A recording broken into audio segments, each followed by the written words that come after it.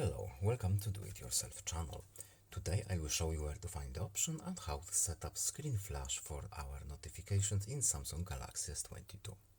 So where to look for this option and how to turn it on. First of all, we need to go to settings, then we are looking for accessibility options menu.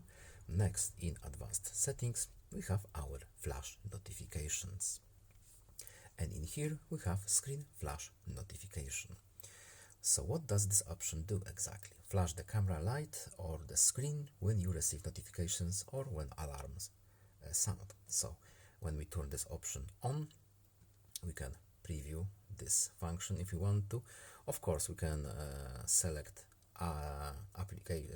application whichever we want, or we can choose all apps. We can also change color of our flash. And that's basically it.